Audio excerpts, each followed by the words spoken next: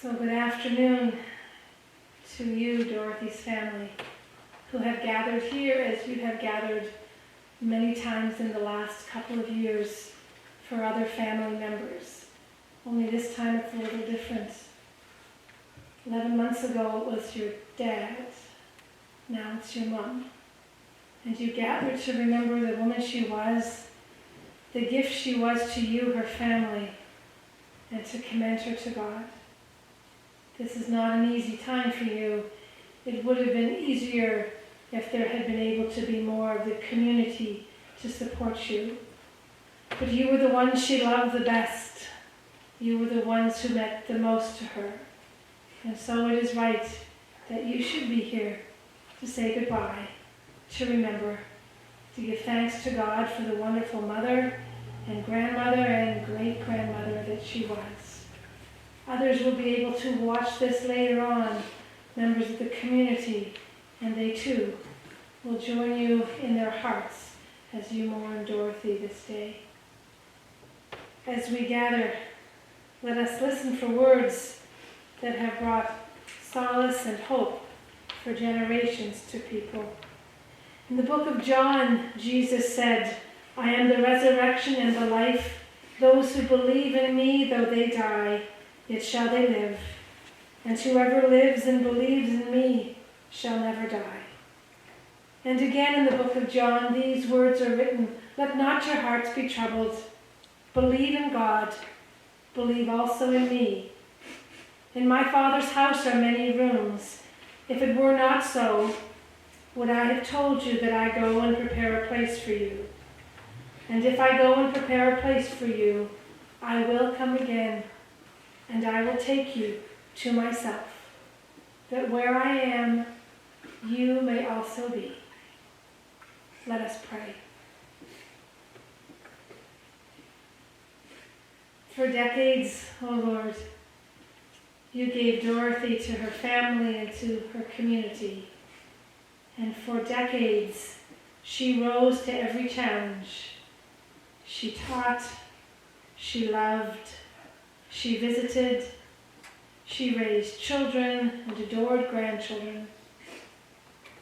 For many decades, she enjoyed this wonderful gift of life. And now we gather to say thank you for all that she meant. There is no way we can put it all into just a few words or a few moments. For the way she touched people was far greater than that. But we ask for your wisdom this day, that as we look back and remember, we will remember with joy who she was and what she meant to us.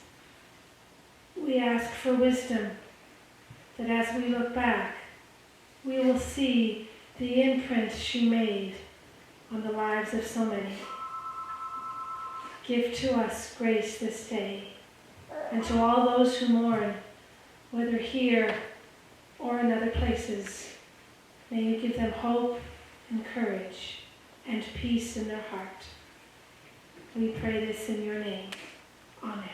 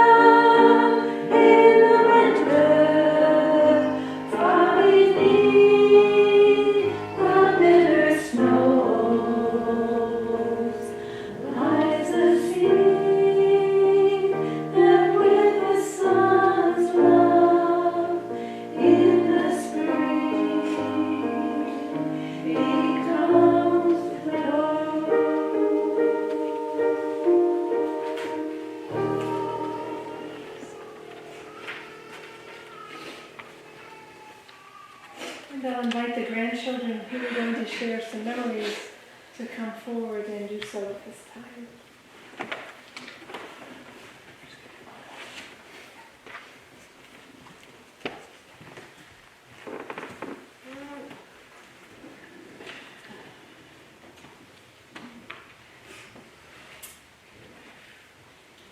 Grammy was such a presence in our lives and such a unique character that I find myself thinking of her and the memories I made with her as a child daily.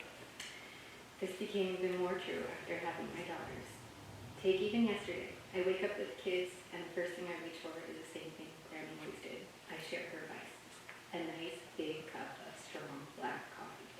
She loved coffee. I remember once she came camping with Mom and us kids, and Mom was shocked when she realized she alone had 2 pots. My sister-in-law sent me a video of Kinnear and Rosemary riding a 4-wheeler. Not one of us grandkids will ever look at a 4-wheeler without thinking about Grammy. The countless 4-wheeler rides and adventures with the 8 kids, sometimes more, packed on the bike and trailer. And Grammy didn't drive like a grandmother would, that's for sure. She would even prep supper in a way that would allow the most time to fit in a ride with us kids. I can remember her saying many times, "Okay, the work should be done, we gotta go back." I take my girls for a walk, and my oldest is excited to see the birdies. Grammy was always very vocal how she hated birds. When asked why, she'd say, "Because God gave them wings to fly, and not me." Okay? Grammy was full of fun and odd sayings. The sun catches my baby's eyes. I am grateful that she somehow has the same vivid, bright blue eyes Grammy does. I attempt to clean the house. Memories of Grammy dropping everything on her list to play with us kids, and then leaving her housework to all hours of the night. Us kids were her number one, and also a clear source of all the house messes. I read a storybook to my girls.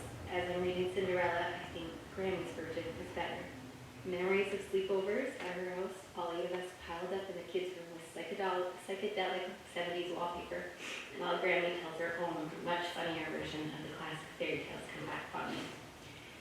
In Grammy's Cinderella, she loses her bra, and there are surprise whoopee cushions that go off like landmines everywhere. It's not even 10 a.m. and Grammy and the memories I have of her are all around me. I'm so grateful for this. I am grateful for everything she has done for me and how she has imprinted my life. I will miss and think of her in the times we shared, always. There is so much I love about my grandmother, but the thing that I love most is that Grammy knew what was important in life, and she just couldn't be bothered with what wasn't.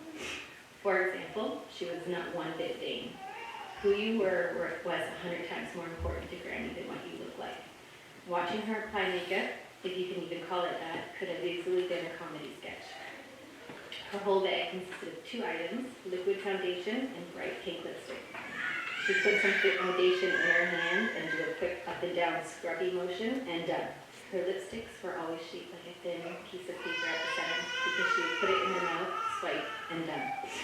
I've never seen anyone else put on makeup like her. But in the grand scheme of things, it isn't important, and she was in a hurry to get to what was. In my early 20s, I began doing Grammy's hair color. It was a task to just get her to sit. And as soon as I was done applying, she'd rip off the cape and run around the house or be in the garden while I sat and talked to Grammy. I would always have to go on a hunt when it was done processing. Many times after I'd rinse it off, she wouldn't allow me to dry or set it, but argued that a quick ride on the 4-wheeler would dry most of it. She loved to garden, vegetables only.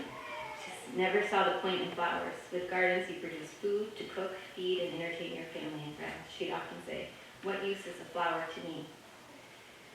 When I first started dating my husband, somehow we got on the topic of disciples, and when I mentioned something about the 7 of them, he couldn't help but laugh. He thought it was hilarious that I grew up in Sunday school and yet didn't know that there are in fact 12.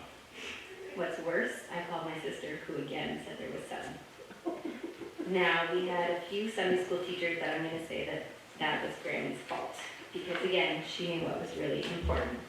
People, kindness, enjoying the here and now. Those were the lessons you learned in Grammy's Sunday school classes. And far more important than the exact number of disciples.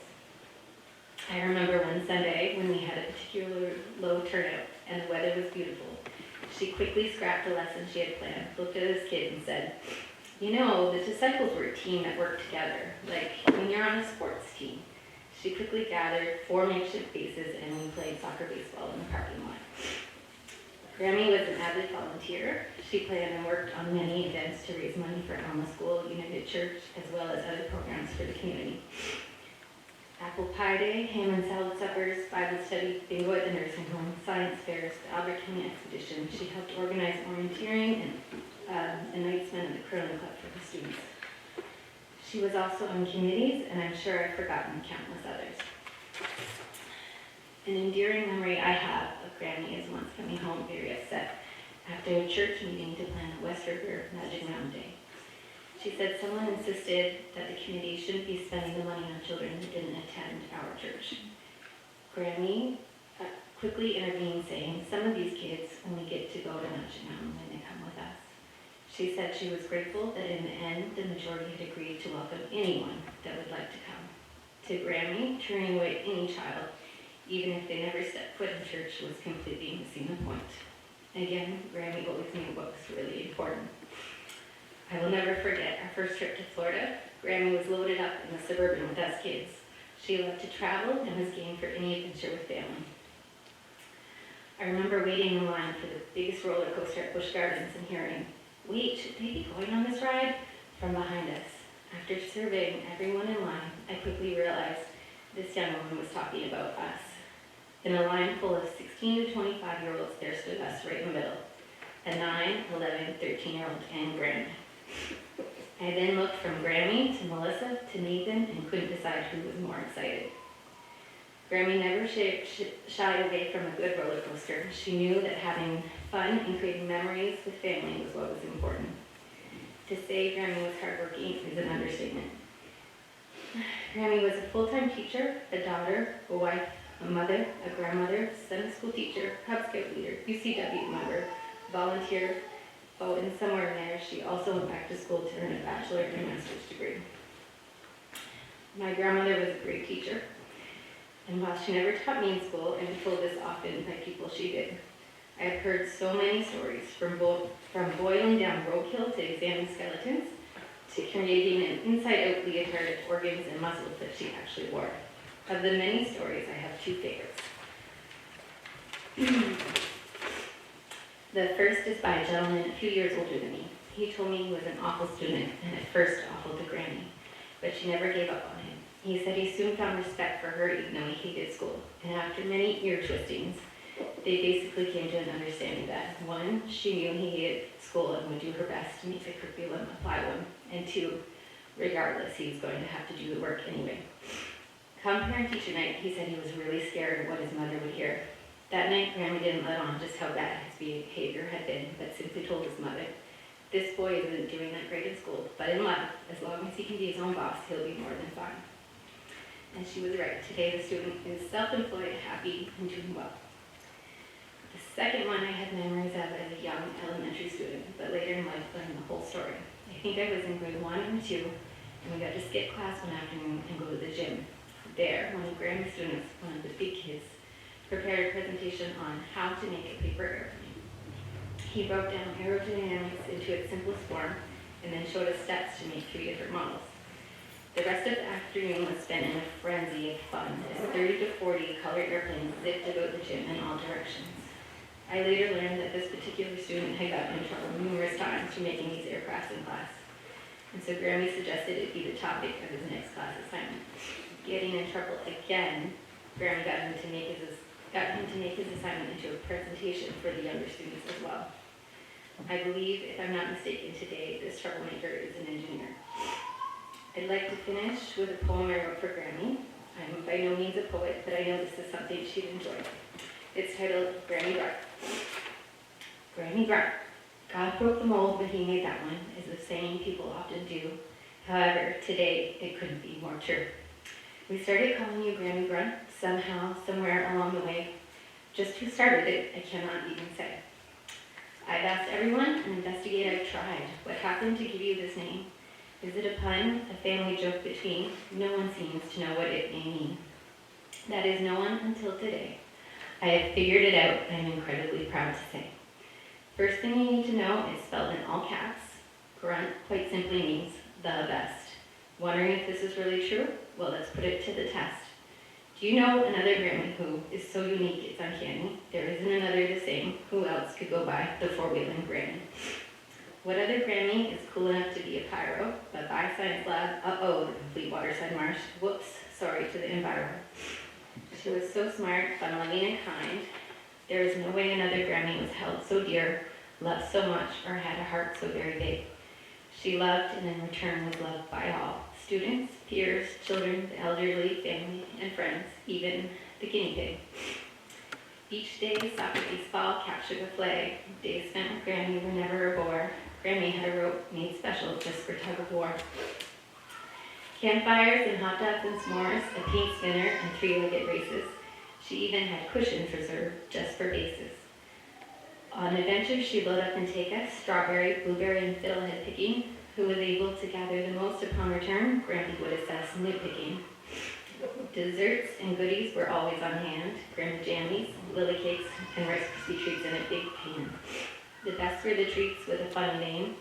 Go scoop and witch's brew. Have some more, she'd exclaim. Ice cream in a fix-it-up pot with a turn of the crank from each of us, the whole lot. Is someone having a birthday? There's only one thing that will do. On a silver tray with candles she'd bake a white cherry chip cake.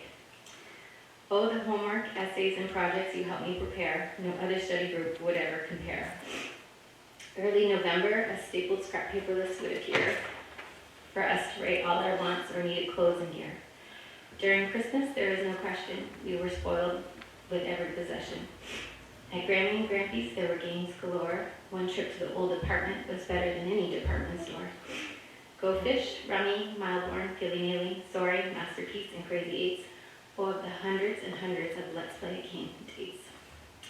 No dress was ever off limits while we played in her closet. It was fun to get fancied up, dress, jewels, and vomit. We'd work hard to rehearse a script and put on a play. As long as Dorothy Margaret could be both director and star, everyone had such a great day. Grammy shared Grampy's love of hockey. The Habs were their team. Although who was the player she cheered on the most? A defenseman named Nathan. That's my grandson, my baby, she'd boast. When things got into a squabble, into the room Grammy would storm, with her hand in the air and her finger a wobble. Who started what and what had been said? She never got into specifics, even when someone fled. She'd take a look at us all without sliding, and out would come her famous two words, no fighting. And somehow, whatever had happened, just like that would be put to an end, for Grammy knew it was important, and a few minutes later, we would again be friends. Even as an adult, I seldom missed an opportunity for a game of rummy and a warm mug. You made us all feel so special. Even a bad day could be fixed with a grunt hug. William Frank, Lorelei Marion, Dorothy Margaret, Melissa Marie, Jennifer Lynn, Joanna Banana, Jeffrey Howard, and Nabob. I'm being the very best grandmother to all. You did a most wonderful job. You were our warm and soft place to land. And we are the luckiest kids to experience Grammy Run firsthand.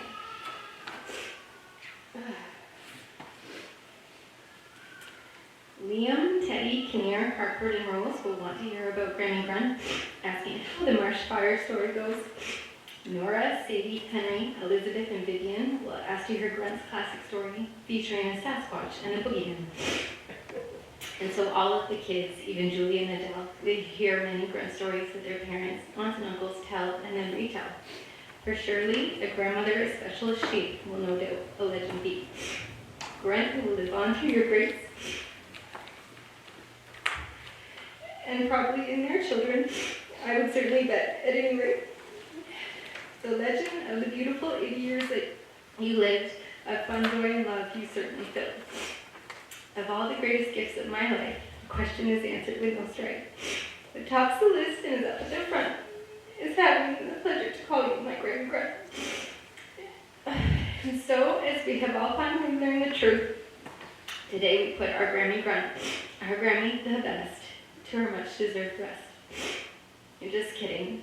We all know that today is not goodbye, but with a wave under the chin and true Grunt passion, today is just toodles for now, with love from our whole heart's passion. For while Grammy is in heaven, there is zero doubt, resting is something she protests with a shout. Grammy is with Grampy now, and this eases the pain today somehow. The love that they shared was something special and so strong that ever being apart just seemed so helplessly wrong. I'm sure Grammy is saying there's work to be done, and Grampy is planning the next social gathering with fun. When grandbaby's with them, her story one that makes all our hearts tug, and we know Grammy will greet her with only the very best front hug. Baby Angela has been very patiently waiting for her Grammy turn. Oh, just think of all the four-wheeler gas those two will burn.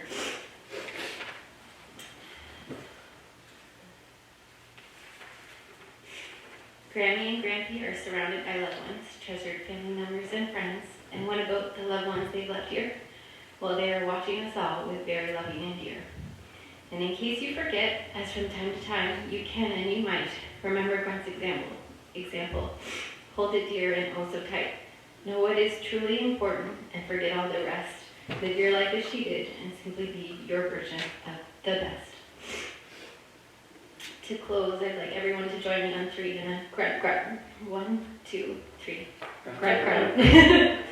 For our Grammy grunt, our Grammy the best.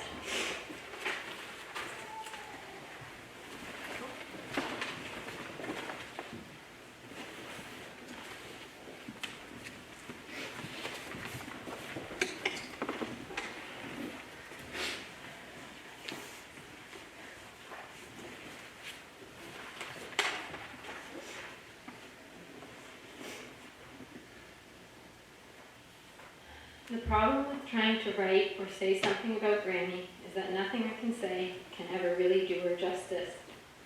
She was such an amazing and strong woman, such a kind, compassionate, and loving person. She was the most fun and seemed to have endless energy and patience with us.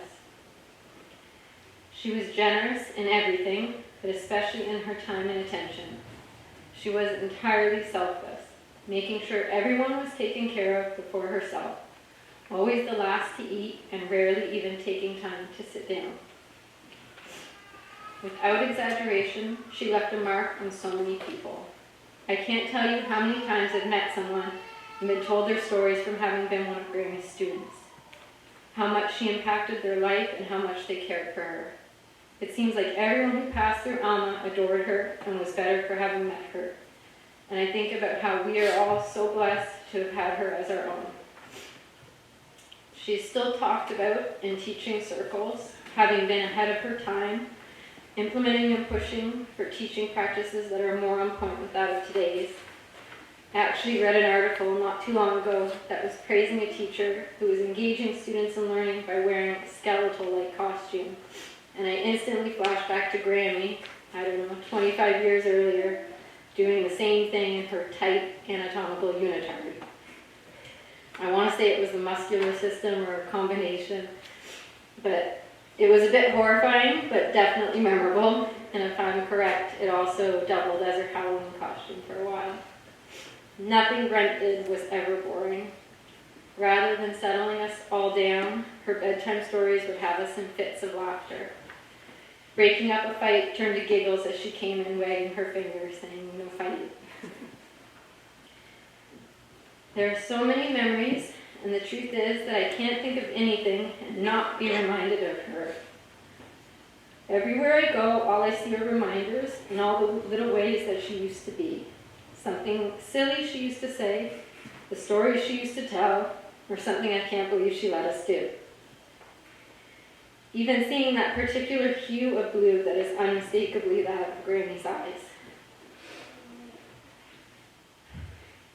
I am so thankful that she was such a large part of my life, and that something as simple as the smell of a beach bonfire, sitting down to a board game, a clothesline, a pencil crayon sharpened to the very last point, or the taste of cherry chip birthday cake will always bring me right back to her.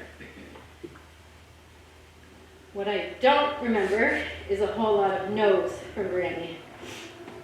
She was always up for our silly ideas and games, always ready to start up the four-wheeler for countless beach runs and bonfires, always prepared with a bra full of tissues and Werther's Originals. The cookie jar was never lacking Grammy's jammies, and the freezer always stocked with mini pizzas. I loved her so much. She was soft, and she had a way of making me feel completely at home and loved. I'm sure we could all share little things that she did that made us each feel loved and special. Little things like how she would set aside a few egg salad sandwiches intended for her UCW meetings because she knew I liked them. Or making everyone's favorite pistachio cake dessert even though she couldn't stand the smell of it herself. Grammy accepted us. She loved each of us for exactly who we were, and some of us are pretty odd. I miss her so much, and I miss our games of rummy, watching her school everyone on Who Wants to Be a Millionaire, circling us around the holidays with trays of sweets. And I will miss, on those cold days, the way she used to warm my hands and nose with her breath.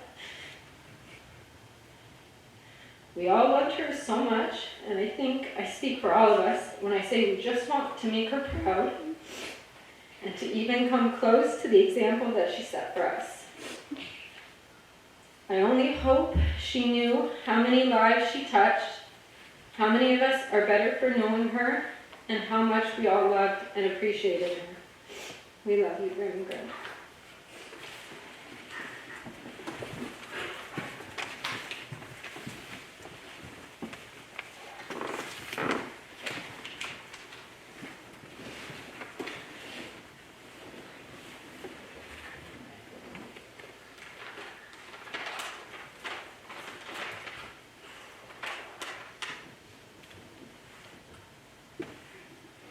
Catch your breath. Very unfortunate that this is happening during a strange time in our history. Knowing how many times after I said my name aloud, the question that always seemed to follow was, are you Dorothy's grandson? So I expected this place to be pouring out onto the street of people whose lives she touched. COVID precautions have been very frustrating for me, and this is being the peak of my frustrations. Knowing Granny would understand and not let anything like this bother her, for all she would really care is that the ones who are here today are here.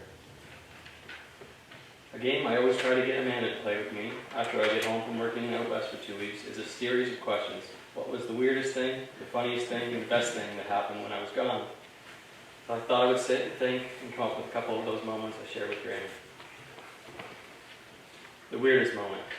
Granny seemed to always have the same amount of supply that I have in my tool bag in her bra. She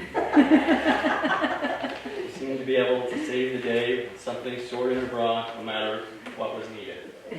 The funniest memory. I'm very envious of Granny's ability to not care what other people think, to be silly no matter what or who was watching.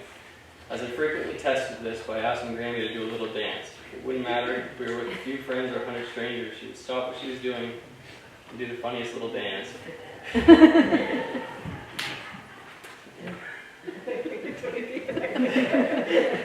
best memory.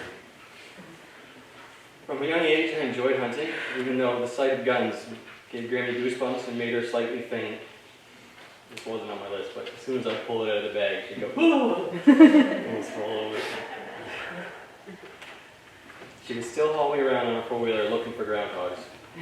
Once we found one, I would get off the bike and crawl up close for a shot. Even though the gun I was using wasn't much louder than a clap of your hands, she would, from the second I got off the bike until the hunt was over, put her hands over her ears and duck her head in anticipation from her great fear of guns. She truly was selfless, willing to do what she feared for something that made me happy. There's so many things I'm grateful for. The countless meals she made me. I used to walk in my house, look what Mom had made for dinner, usually something new or healthy. Walk to the phone, call Granny and say, "What's going on?" She would reply, "Nothing, want something to eat?" Yep, and then I would get off the phone and run over. The drive she gave me to be intelligent, hardworking, and understanding. Throughout my life, I found myself telling people all of these feats she had in her life. Her academics, achievements, working 2 jobs, having 3 kids and not missing a day of work, and never missing a day of church until one of my hockey games landed on Sunday. She never made excuses, she just got things done. Her simple trick for ending fights that I have found to work even on grown men at work. A quick no fighting, the pointing finger followed by the same thing until they are more annoyed with you and forget what they were fighting about. It works every time. She had so many things that she did that were her own, making it impossible to forget her. Her honks when she drove by, her Grammy jammies, her hot crust buns. I can still hear her voice saying, "You want a hot crust bun, Nate?" Her funny little dance, her no fighting technique, her tactical bra, and her oddly shaped lipstick for speed application. One of my favorite books is the biography of Benjamin Franklin, and he has a great quote in it: "Either write something worth reading or do something worth writing about." I found myself pouring at the seams of stories worth writing about Grammy, so it's clear she lived the latter. But I can't stand here all day, so I will tell you what she told me on my wedding day that has been the single most important advice she ever gave me. She sat down with me near the end of the wedding, when things had been quiet. I can still hear her words when she told me, "To always find forgiveness, and you'll always be happy." She could not be more right. I put this to the test, and this is the shortest path to a peaceful life, though I thought I would pass it along, in case she never had the chance to tell you.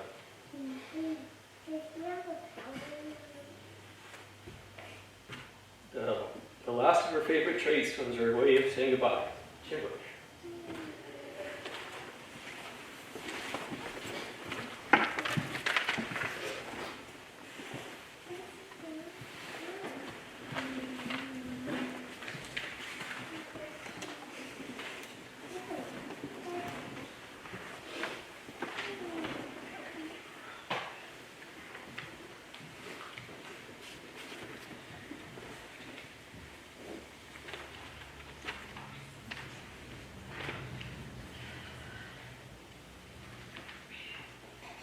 And you're invited to sing along or do the actions.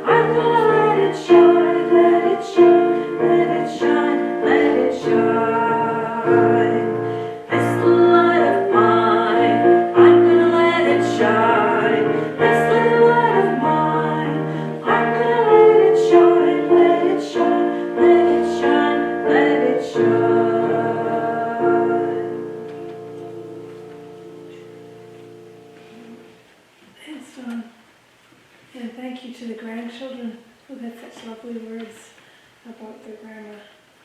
And Roger, I believe you're going to give us a eulogy about your mom.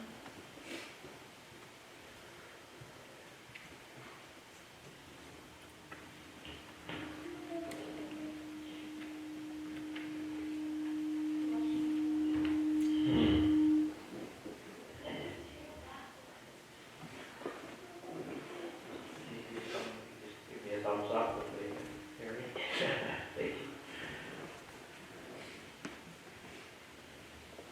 Well, I guess I'll try to get through the sappy stuff first without breaking down and making a complete fool of myself, and then we can move on to the funny stories.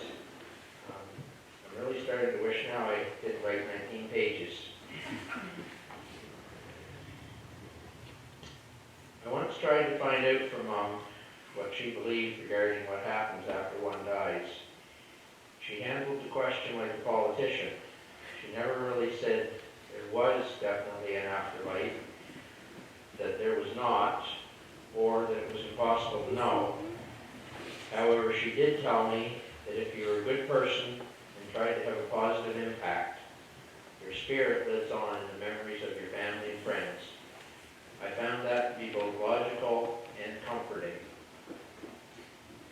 As to success, in the end, it's not important how magnificent your house was, how fancy your car was, or how much money you managed to accumulate. What truly counts is is that you had a positive effect on the life of a child. By that measure, Mother would be the most accomplished person you could ever meet. She was everyone's favorite teacher. To say she loved kids would be a ridiculous understatement. It would be more accurate to say children loved her. She always had a way with kids, and it often involved being just plain silly. When her grandchildren would bicker, she'd trot into the room, wag her finger at them, and say, "No fighting!" Then the combatants would stop squabbling and crack up with laughter. Next, one of the kids would invariably say, "Do a little dance, Granny Grant." Mom was absolutely the world's worst dancer. But after she hopped around for a few steps, everyone in the house was teary-eyed from giggling so much. Mom kept a stash of peppermints in her bra in case the grandkids got too noisy in church. During her teaching career, if the pupil was acting up or simply not paying attention to instruction, Mom, Mrs. Hoar, would often sneak up on them from behind. She'd grab the top of their ear between her thumb and index finger, then twist it about 3 clockwise rotations. And she'd let it go, it would spin back to normal like a whirring propeller.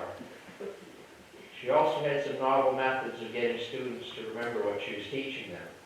In science class, when explaining how to quickly classify different life forms, she would say, "You usually know an animal is a mollusk if it looks like something you just dug out of your nose."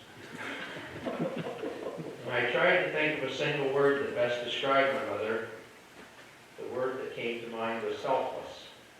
So I Googled the word, but instead of being given a definition, for some reason the search engine redirected me to Mom's Facebook page. Whenever her mother had a big crowd for supper, after everyone else's big plates were piled high, she'd get a small plate of food for herself and set it down on the edge of the counter where there was no chair. During the meal, she'd be serving us all constantly and would quickly shovel a forkful of food into her mouth each time she ran past her plate. I used to say that she ate like a horse, standing up. Then after supper, she'd recite the dessert options: radio pudding, pumpkin pie, cheesecake, carrot cake, apple crumble, blueberry skunk, Granny's jammies, zucchini muffins. Oh, and for you, Roger, I made a fat-free diabetic pineapple squares of Splenda. Everyone loved Mom's cooking. She did consult recipes, but I'm still not quite sure why. If she didn't have some listed ingredient, or if she thought something was too expensive, she'd make a hilarious substitution that no one else in the world could ever get away with. And this would happen several times in the single making of one thing. The end result was often completely unrelated to the original recipe's ingredient list, but it was always delicious. I guess that's how gooseberry-filled Granny's jammies were invented. Mom liked to go picking greens and berries, and often took others with her. It was a bit competitive as to who could pick the most berries. When we got to the field, I would find a good patch, sit down, and pick every berry as fast as I could, thinking this would be the one day I could harvest as much as Mom. Periodically, I'd look up to check on her progress. I would never see her picking, but she'd be wandering all over the field in a different area every time I looked up. When it was time to go home, she'd have twice as many berries as everyone else combined. To explain, she'd say that she only picked the big ones, and only when she could get a whole bunch with one grab. Dad rarely gave compliments, but he always said, "I don't care what anyone says, nobody, and I mean nobody, can pick berries like your mother." She was an amazing person and had truly boundless energy. She could get up with no notice and speak off the cuff in front of hundreds of people, cook Christmas dinner for 35 by herself without batting an eyelash, take 8 grandchildren, half of them toddlers, to the beach in a cart towed by a 4-wheeler, get an A+ on a master's course essay without doing any research or erasing or rewriting anything she put to paper, disembark a roller coaster and complain it didn't go fast enough, set the entire Waterside Marsh on fire without even trying, or coordinate the making, cooking, and delivering of 1,000 apple pies in one day for a fundraiser. After everyone else went to bed, she'd go through the entire house with a vacuum cleaner and mop. She said that was the best time to do it because there wasn't anyone to get in her way. Once upon a time, Mother came down the old apartment stairs carrying a huge basket of heavy wet laundry on her way to the clothesline. 2 Jehovah's Witnesses met her at the front door, blocking her exit. They tried to engage her in their philosophy and pamphlets, and she kept politely telling them that she wasn't interested. Then they warned her that the end of the world was soon coming, Armageddon, a huge war. At that point, she stomped her feet and said there was going to be a war right here and now if they didn't get out of her way so she could get the clothes hung up on the line. She practically bowled them over with the laundry basket as she barged out the door. One time, Mom and Dad visited me in St. Andrews. I took them to St. Stephen to this strange clothing emporium called Natty Norm's. For some weird reason, there was a large black myna bird in a cage inside the store. While Mom browsed through the clothes in the back of the shop, Dad and I milled around the bird cage. We were shocked to discover that the bird could talk. It was able to say things like, "Pretty boy," and "Want a cracker?" I hurried to get Mom and told her she had to come see the bird, but I didn't tell her it could talk because I wanted it to be a surprise. She always had an irrational fear of birds and despised them. She reluctantly approached the cage, leaned forward, and peered in. The big black bird took one look at her and exclaimed, "You're an old crow!" Mom looked indignant while Dad and I almost fell down because we were laughing so hard. Mother was never interested in pop culture and only ever watched 3 movies in her life. One Flew Over the Cuckoo's Nest, E.T., and Titanic.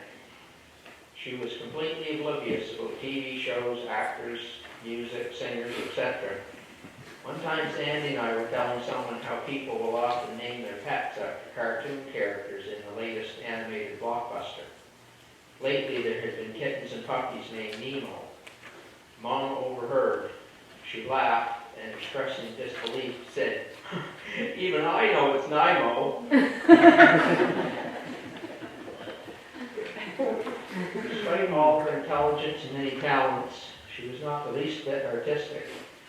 And if you think she was, you've obviously never played Pictionary with her. She was tone deaf, couldn't carry a tune in a basket, and admitted she couldn't distinguish O Canada from God Save the Queen. She did like to have a good laugh, but her sense of humor was odd. Maybe that's where my brothers and I got our corniness from. Mother would tell jokes such as, "Name 3 garden vegetables: lettuce, turnip, and pea." Or she'd say, "Ladies and gentlemen, take my advice. Pull down your pants and slide on the ice."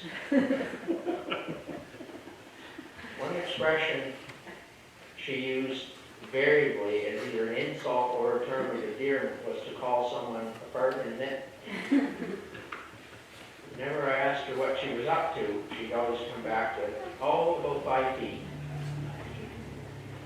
Mother could occasionally be original and witty. Shortly before she moved into Forestdale, Edward walked into her kitchen and found her precariously perched on the edge of a tall kitchen stool with one butt cheek on the chair and one off. He pointed her position out to her and asked for an explanation. She quipped that when she climbed up there, she must have done a half-assed job. Unfortunately, despite the always fantastic work of the Albert County Funeral Home, this funeral has had to be a rather similar type of job due to COVID-19 and my own personal fear of it. If it wasn't for the virus, there would have been 10 to 20 times as many people as are present today at the funeral of everyone's favorite teacher and volunteer of the century. That's why, when the novel coronavirus is merely a bad memory, We're going to have a celebration of Mom's life with everything she liked. From mustard pickles to three-legged races, singing, dancing, laughter, four-wheeler rides, and maybe even a tug of war. That way we can bid her a more fitting goodbye, or as Mumsy would say, toodles.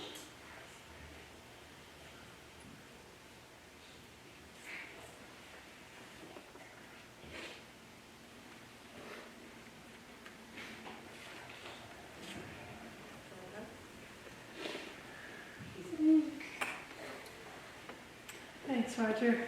I'm going to listen to a piece of music, Supermarket Flowers.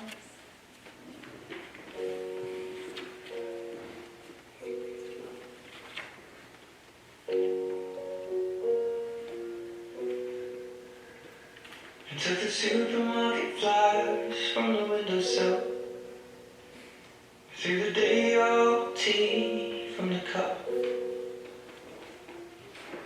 packed up the photo album Matthew had made, memories of a life that's been loved. Took the Garrett Wilson cars and stuffed animals, pulled the old ginger beer down the sink. Dad always told me, don't you cry when you're down, but Mum, there's a tear every time that I blink. Oh, I'm in pieces, it's tearing me up, but I know a heart that's broke is a heart that's been loved, so I'll sing hallelujah. You were an angel in the shape of my mom. When I fell down, you'd be there holding me up. Spread your wings as you go. When God takes you back, you'll say hallelujah, you're home.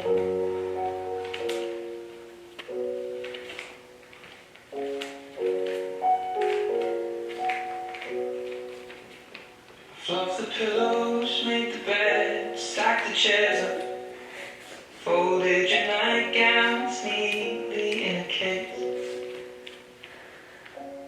John said he drives and put his hand on my cheek and wiped a tear from the side of my face. And I hope that I see the world as you did, 'cause I know a life with love is a life that's been lived. So I'll sing hallelujah. You were an angel in the shape of my mom. When I fell down, you'd be there holding me up. Spread your wings as you go. When God takes you back, you'll say hallelujah, you're home.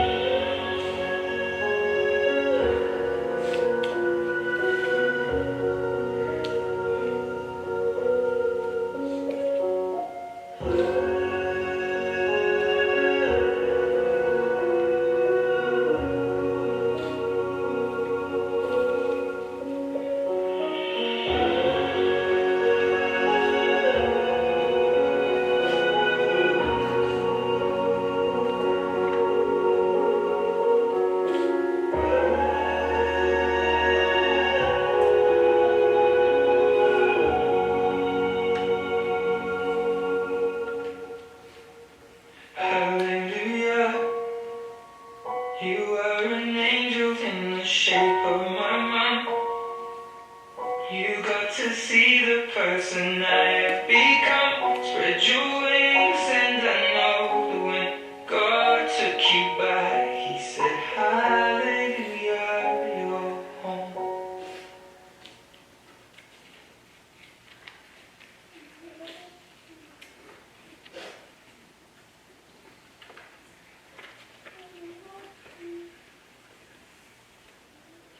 Such good words and so appropriate for you and for Dorothy. I'm reading from the book of Psalms. You might be familiar with this Psalm 139. O Lord, you have searched me and known me. You know when I sit down and when I rise up. You discern my thoughts from afar. You search out my path and my lying down, and are acquainted with all my ways. Even before a word is on my tongue, behold, O Lord, you know it altogether. You hem me in behind and before, and lay your hand on me.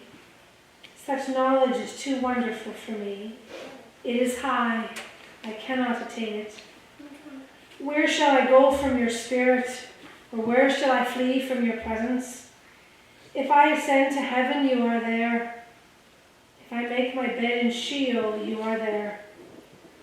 If I take the wings of the morning and dwell in the uttermost parts of the sea, even there your hand shall hold me, your right hand shall hold me fast. This is the word of the Lord. Thanks be to God. Amen. Let us pray concerning that which is spoken and that which is heard. May it come from the heart and go to the heart. Amen.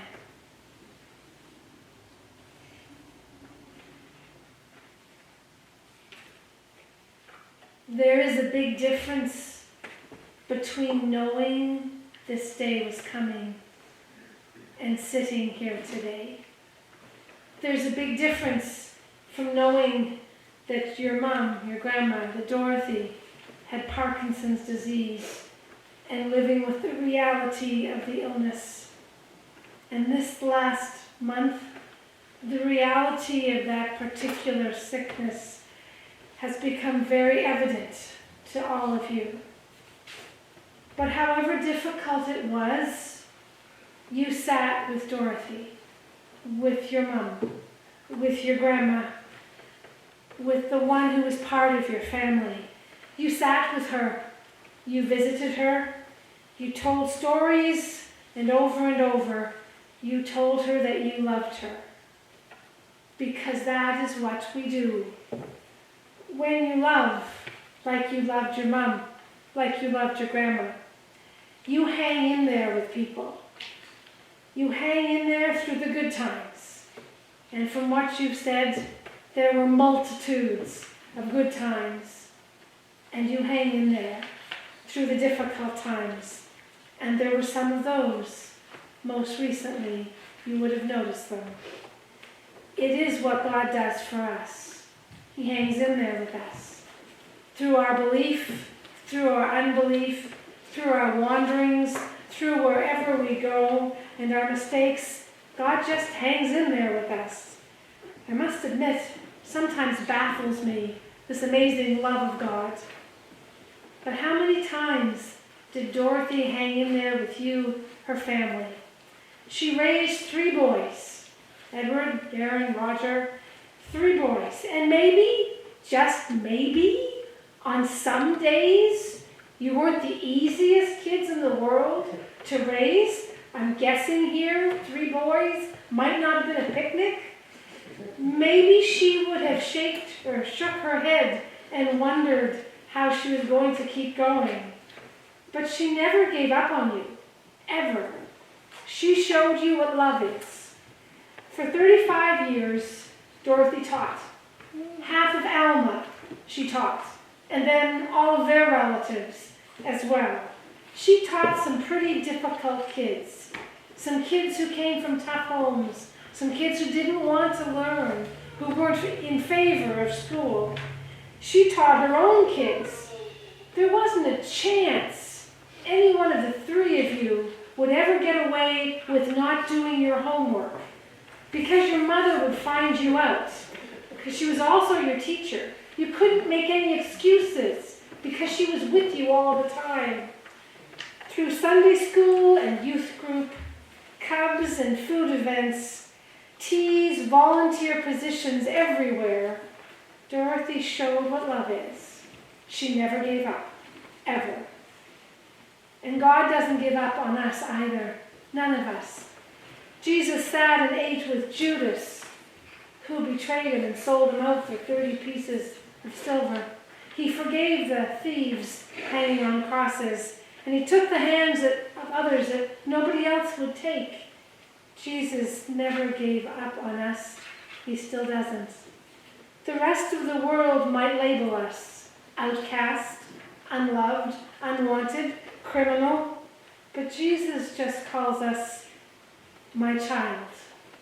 It's always the best words for us, for none of us are beyond the love of God. Ralph Waldo Emerson said it this way. Your mom would have got this. And he wrote, the purpose of life is not to be happy. The purpose of life is to be useful, to be honorable, to be compassionate, to have it make a difference that you lived and you lived well. Jesus said it this way, love the Lord your God, love your neighbor as yourself. And Dorothy did that. She made a difference. She threw wide her arms and she loved in a variety of different ways, in a variety of different situations, and in a multitude of ways she showed she loved. There was a runner a number of years ago who was running a 10K race, or they thought they were running a 10K race, but they got in the wrong lineup and they ended up, was a woman, she ended up running the marathon, which is 26 Ks. It's kind of long, but she wouldn't give up. She just kept running, albeit slow. When she reached the finish line, she said this. She said, this isn't the race I trained for, and this isn't the race I entered, but for better or worse, this is the race I am in. St. Paul in the book of Timothy said it this way, I have fought the good fight. I have finished the race. I have kept the faith. And that was Dorothy. This last while, this wasn't the race she trained for. This wasn't the race she wanted. But for better or worse, she ran it the best way she could. And on Monday, with you, her family, keeping vigil, she took her last breath and she finished the race. Now you might be thinking, and it's been alluded to, that Dorothy deserves a better send-off than the few who are gathered here, a better gathering than this. There were so many who would have wanted to be here, for she made such a huge difference. And you look around and you think, she deserves better than this. But while this might be a small send-off, in another place that our souls know but our heads have great difficulty with, in another place there is a massive gathering of people, a huge group of the beloved ones that she knew, all with joy and all with excitement, all saying the same thing. Dorothy's here, Dorothy's here, Dorothy's home, Dorothy's come back. And there's one voice saying, welcome home, child. And the party and the joy, it goes on forever. Thanks be to God. Amen.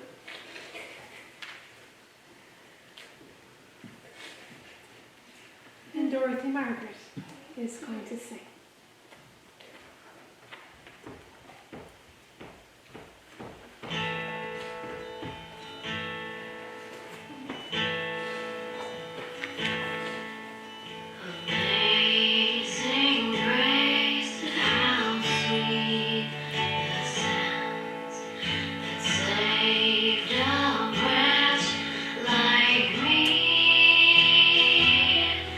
I once was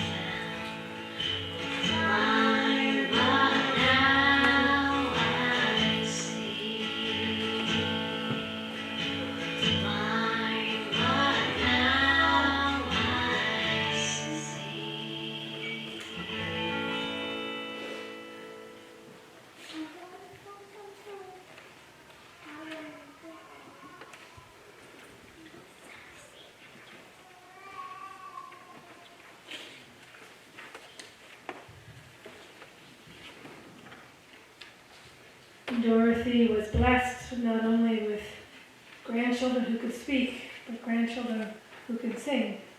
So I'm not sure if you got it all from your fathers or your mothers.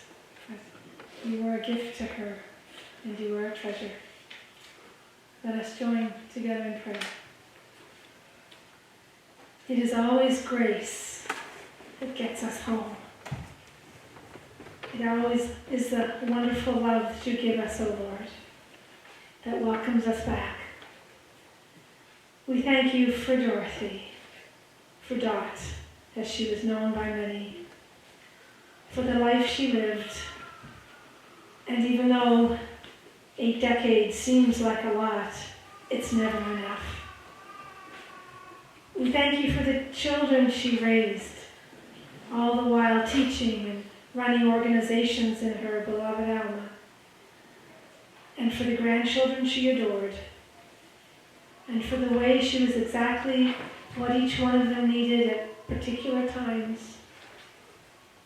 Sometimes we don't realize the blessings we are given until later, but Dorothy always knew the blessings she received with this family of hers. We thank you for the way they loved each other, and for the way they joked and carried on and made memories that will last long after decades have come and gone. And we pray for the ones who will miss Dorothy the most, for Roger, Edward, and Darren, and their kids and their families, for they spent years with her. There was never a day where someone wouldn't be in contact with her.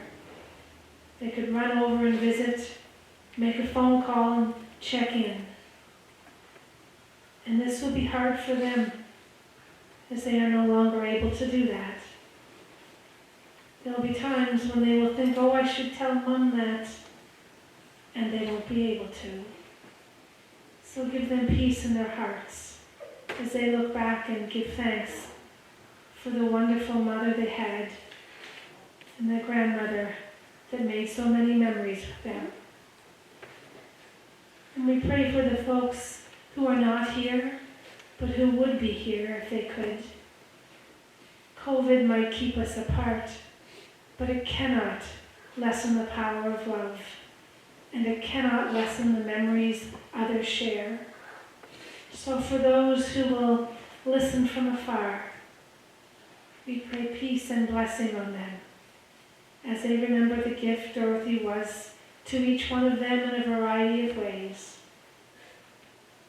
To the folks of the old West River Church who have so many memories, to Cubs down through the years, to teachers and students who have memories and who are what they are, in part because of what Dorothy taught and the love she showed. For all who mourn this day, for her family, the family she was born into, and the family she had.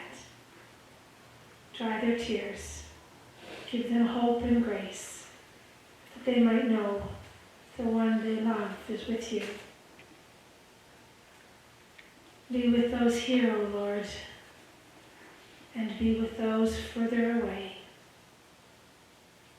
We pray these things with the words you have given us, saying, Our Father, who art in heaven, hallowed be thy name. Thy kingdom come. Thy will be done on earth as it is in heaven.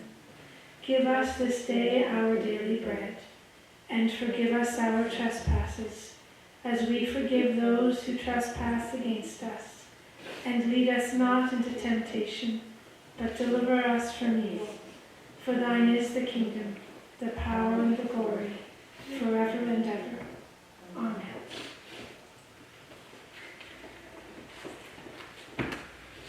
And their blessing is one that Dorothy would live by. It is this: as you leave, may you treasure the ones you love. the way the Lord treasures you. And may the grace of God go with us all this day and forevermore. Amen. I invite you to stay seated as we listen to Knocking on Heaven's Door.